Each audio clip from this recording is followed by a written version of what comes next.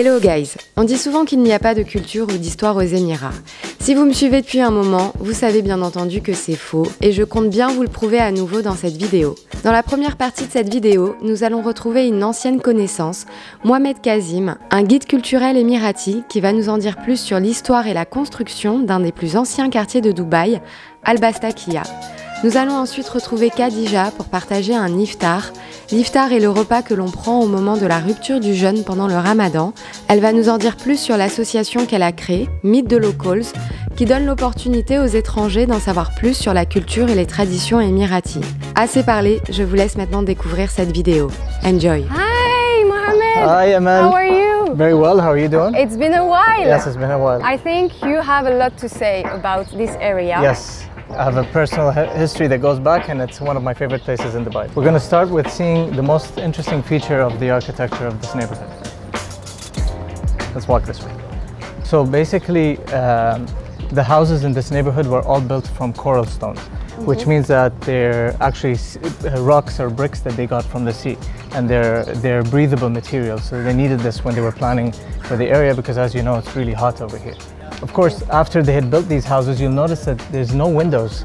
And most people say, why didn't they have windows? Because each one of these houses are courtyards.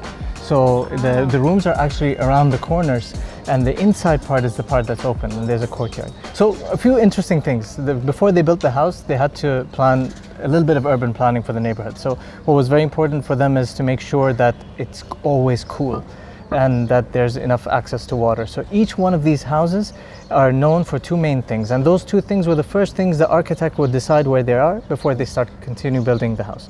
These things are, number one, where the wind towers are going to go, and number two, where the wells are going to go. This is a wind tower. This is a wind tower. So most people think, oh, it's something for the birds, etc. No, these are wind towers. What is their function? Their function is to capture the slightest breeze and gush that breeze down to whoever's sitting down. So under this, there would be either a bed or a seating area, and this would create a constant breeze even in the hottest months in the sun. The old version of AC, yes, basically. Exactly. Pretty much. So as we walk around, you're going to see what they did to keep this cool. You see the narrow alleys. The alleys are narrow between the houses.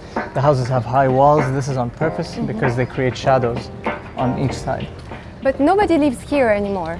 No, not anymore, no. This whole area has been acquired by Dubai Culture, a government entity that belongs to the Dubai government. And the families that lived here were compensated for their land. A lot of this area was demolished for new developments and new things. And of course, the generation before us, they looked at development as something amazing. And our generation is looking for identity. We're like, where's the identity? So we find whatever is left over here. So basically what's very interesting is, because they had to make sure everybody cools, the neighbors had to work together. So they wouldn't block the wind towers from each other. So they make sure there's wind going to everybody. So even the way the houses are planned and the way the intersections are planned is that the wind would break and create a wind tunnel. So imagine the urban planning they had. Today's world, we try to see what we can take from our neighbor, not what we can give.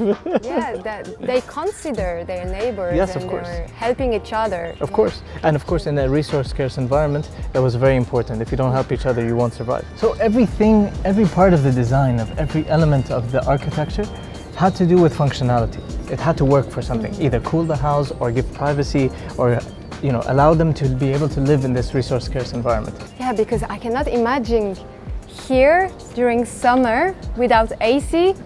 How? Yeah, it's crazy, right? Wind tower. Exactly.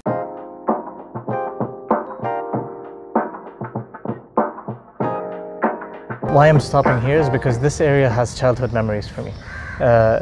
Where this mosque stands today was my great-grandfather's house. It was house number one. Wow. In this neighborhood. I remember as a child playing in this house, and also I remember coming on Fridays to have meals here. Of course, it was demolished in the early 90s because it was too old to stand and they couldn't renovate it. And like I said, people before wanted new things. Exactly, and now my generation and the younger ones are looking for their identity. But I'm very happy in its place. They built a very beautiful mosque. And I think like that, I can conclude our wonderful tour. I hope you enjoyed it. I loved it. It's, like I said, it's so nice to get this kind of information because I think even in the books, I cannot get this kind of information. Yes, and the beautiful thing about history is that it's not one narration. Everyone has their version because everyone lived it a different way. So it's nice to hear it from different perspectives. And when you put it together, you see the entire pictures.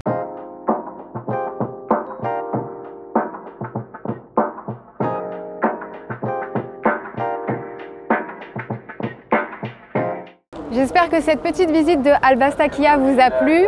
Vous entendez maintenant, c'est l'heure de rompre le jeûne. Donc je vais me rendre dans le restaurant et on va aller à la rencontre maintenant de Khadija et on va partager un iftar émirati. Hi Khadija, how are you?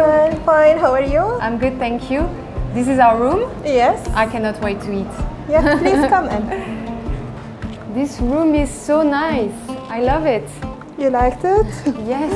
Khadija, thank you again for inviting me today to share this iftar with you. Can you tell me more about Meet the Locals? What is it exactly? Okay, Meet the Locals. We are a social Emirati tourism company. We are specialized in Emirati culture. We offer opportunities for the expat people, whether they are residents or tourists, to meet local Emiratis to know more about their culture.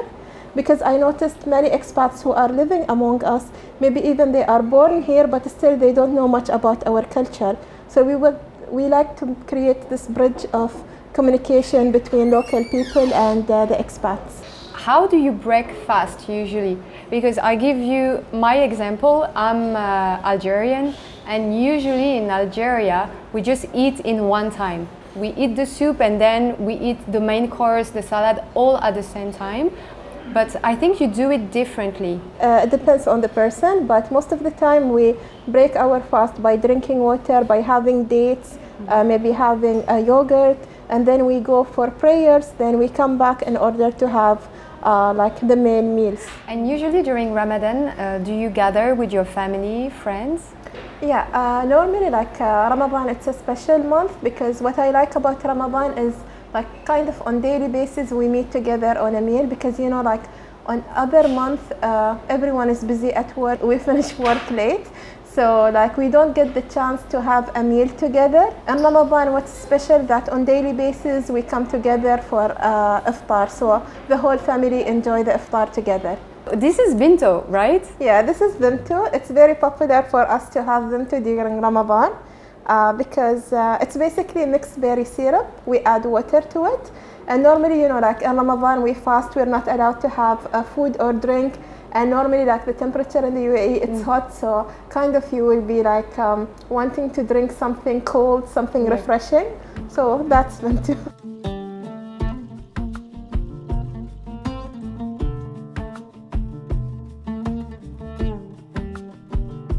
Finally, the food is here, so we can start eating. So for the lentil soup, I would recommend you to add lemon. This lentil soup is really good. So here we have another starter. We have the sambusa and we have the pakora. These are coming from the Indian culture. Actually, in our food, like we are influenced by the Indian culture because we have a long trade history with India. So you can try the sambusa. This is veggies, right? Yeah, and the pakora, it's veggies. It's like deep fried. It's so good. I love it. Okay, did you enjoy the appetizers? I loved it. You haven't seen how many I ate? So do you have room for the main course now? Of course, always. Always room for food. So here we have the Emirati food. We have the farid here, which is actually like we call it salona, which is vegetable stew. This is with chicken, and we add regag bread in it. Then we have the haris.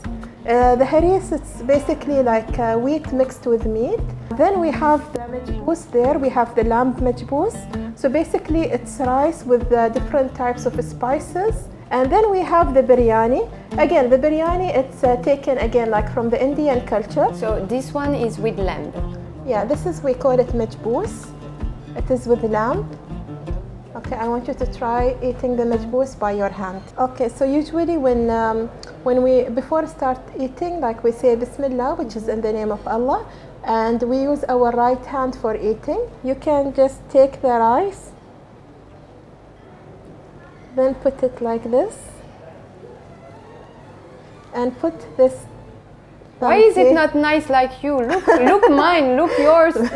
Then when you will eat, you can push from this finger to your mouth. Okay. Yeah.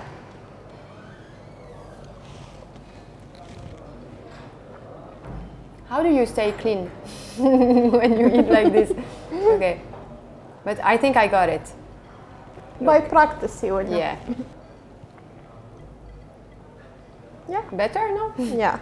By the way, this is really good. I You love liked it. It's amazing. Do you know how to make, do you cook? Do you know how to make these dishes? He's recording. No, I don't know. I know how to eat them.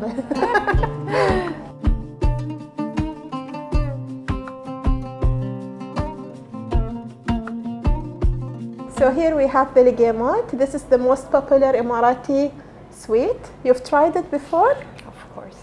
Okay. It's my favorite sweet during Ramadan. I love it. Thank you. So basically it's like a deep fried dough, and then we top it with date syrup. Some people top it with honey, but I prefer the date syrup, and also we top it with sesame. But you know, we going to ask more because it's not going to be enough for you. Of course not. It's like popcorn. Like you cannot stop. The issue with legumat is when you have like one piece, then you keep like having more pieces. Yeah. So anyone can do this type of iftar with Meet the Locals? Yes, anyone can join us for iftar. So they can contact you on your website? Yeah, actually they can contact us on our Instagram at Meet the Locals UAE, or they can WhatsApp us on our WhatsApp number. So now you're doing iftars because it's Ramadan, but I know that you do breakfast as well. Or? Yeah, after Ramadan we're going to have the meal events like breakfast, lunch, dinner, beside the tours which we do, the cultural tours, all Dubai tour and so on. Thank you so much, Khadija. I really enjoyed this iftar. I really enjoyed this. Don't tell them, but I'm gonna order more. Okay, and I'm looking forward to come to try the Algerian iftar next year. Next year, and we're gonna do a video too. Thank you so much. Thank you, Khadija.